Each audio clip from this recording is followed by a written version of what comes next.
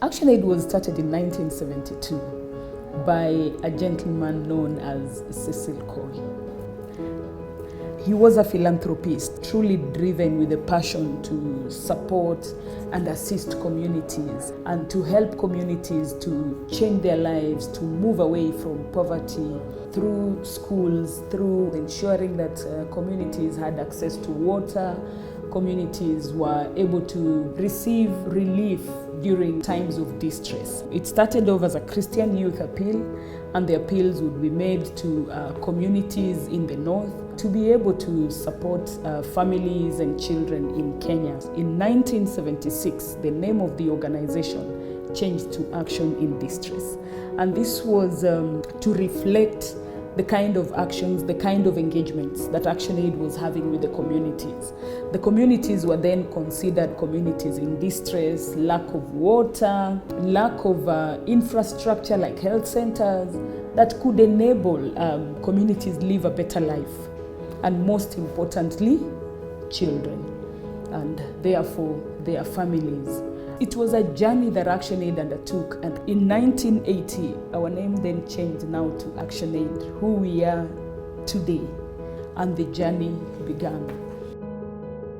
We started having conversations with communities and building their capabilities to be able to also appreciate the process. ActionAid Kenya believes that women are the face of development and prosperity in whatever society that exists. And this then means we need to understand their situation, the context that they live within.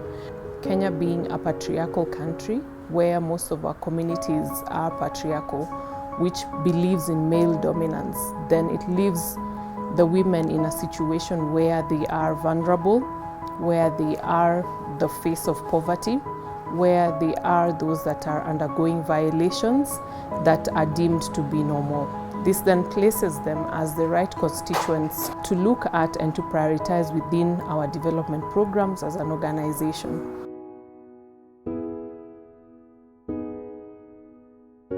Kamule Women's Rights Network ni group ya wamama ambapo wameungana pamoja kupigana na dhulma ambazo zinaathiri kina mama na wasichana. Kamude kulikuwa na challenges mingi sana, kulikuwa na changamoto mingi kwa wamama. Na hiyo changamoto ilikuwa ukeketaji ilikuwa hai, ilikuwa sana. Wasichana walikuwa wanaoleka wakiwa wadogo, na tena wanaolewa na wazee, na tena wanadivorciwa, wanafunguliwa, wanaachwa wakiwa wadogo, pia wanabeba mtoto. Lakini baada ya ActionAid kuja, nikasikia, nikakuja kwa mama wenzangu, nikawaeleza kuna shirika ambapo ilikuja na inatangaza kama inafanya kazi ya kina mama na wasichana na jinsi ya kusimamisha dhulma ambazo zinapata wamama na wasichana. Tunaweza fanya aje tushikane na hiyo group.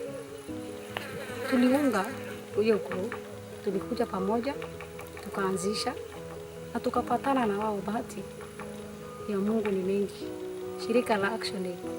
Na wakati tulipatana, sisi wenyewe ndio kwanza walitutoa kwa ile giza tulikuwa ndani. Baada ya kuungana, wamama walianzisha hii shamba na walipewa water farms. Wale wamama wameungana wakafanya kazi ili waamusha wale wamama wenzao. Hizi shamba zote unaona inatumia one water pump ambayo iko pale, ndio ina supply saa hii. Waliambiwa kama mko na uwezo mnaweza kujitengenezea, wamama mko huru. Looking at the statistics in the world, 1 in every 3 women has undergone a type of violation. 200 million women and girls in the world have undergone FGM. All these statistics place women at a vulnerable space, and therefore as a human rights organization and a women rights organization, ActionAid Kenya then puts them at the center of the work that they do.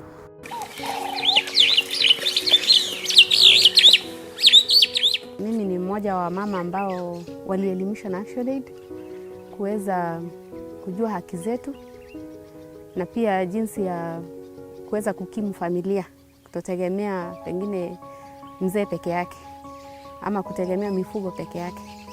Tumefunzwa njia nyingi ya kupata chakula, njia mbadala. Na katika hali hizo, kwa hiyo mafunzo yote, tumefunzwa jinsi ya kuweka pesa kidogo kidogo, kwa sababu wengi wetu hatu kusoma.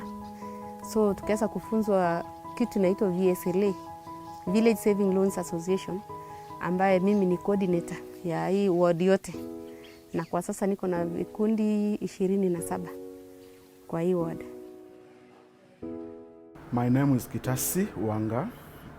I work with ActionAid Kenya as the program manager for resilient livelihoods and emergencies. Under this strategic objective, we look at the land aspect, whereby we ensure that the women that are living in poverty and exclusion, they are able to achieve 3 very critical rights: the right to access land, the right to own the land, and the right to use and of course control the proceeds from the land. And here we look at the policy environment, looking at how are these policies conducive and enabling for the women to be able to achieve this.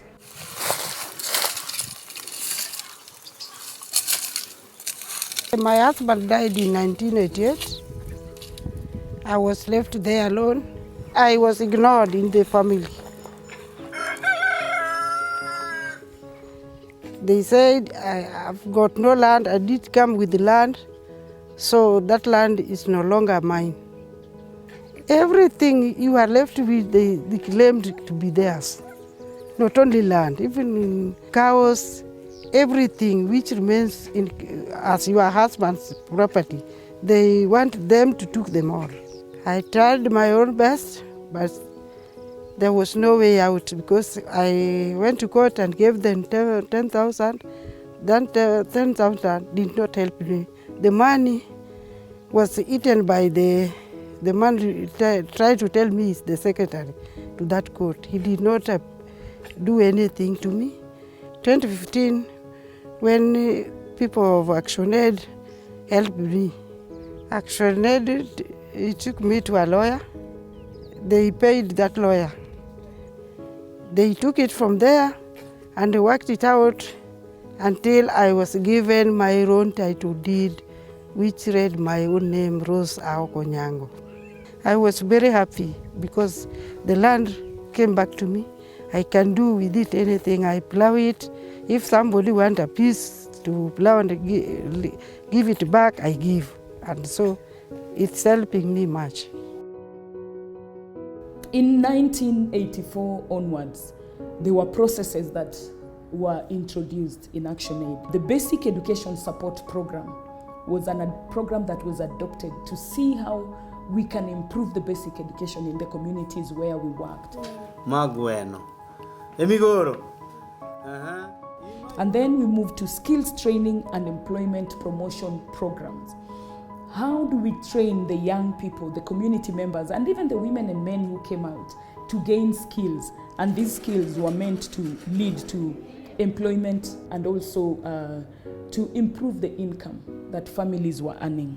And so there were many other children who today are in various positions, and they've been able to hold significant roles in this country. And we hold them in high esteem because we consider them our alumni. Families who allowed us to be able to express the dreams of ActionAid. We've walked this journey as ActionAid Kenya. We've walked this journey through and through. As we look into the 50 years, we want to bring people on board to help us talk about what does the next 50 years hold for ActionAid. But we believe that the next 50 years still has relevance for ActionAid Kenya, in Kenya, but also as an influencer in the region, but also a global contributor. This is our journey as ActionAid. This is our 50 years, and we can see more light even 50 years to come.